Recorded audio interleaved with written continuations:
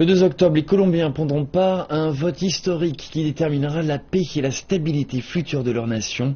Les électeurs devront décider s'ils soutiennent ou non l'accord de paix récemment conclu entre le gouvernement colombien et les rebelles des FARC. Mais leur décision aura un coût élevé. Le 2 octobre, les Colombiens seront appelés à répondre à une question simple sur l'accord du gouvernement avec les rebelles des FARC. Soutenez-vous l'accord final pour mettre fin au conflit et pour la construction d'une paix stable et durable? Pour y répondre, seul le oui ou le non sera possible, mais organiser un scrutin est une affaire complexe. Le gouvernement reconnaît que le coût pour les contribuables approchera 100 millions de dollars. C'est fondamentalement une élection nationale. Nous aurons presque 82 000 bureaux de vote en Colombie et dans 64 pays. 34 millions de Colombiens seront autorisés à voter.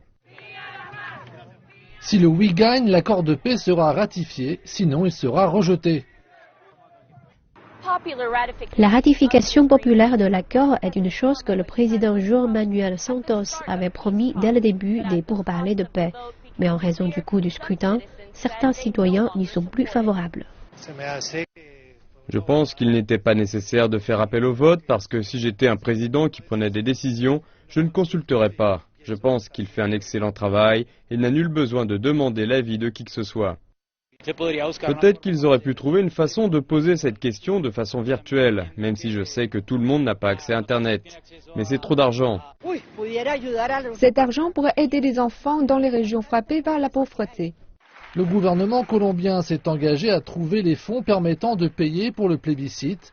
Alors que certains craignent le coût élevé du vote, le défi financier de la paix ne se termine pas là.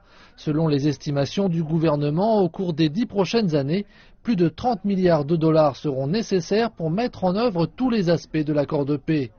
Aussi coûteux que cela puisse paraître, les partisans de l'accord soutiennent que cela est beaucoup moins que ce qu'a dépensé le pays en luttant contre les FARC au cours des 50 dernières années.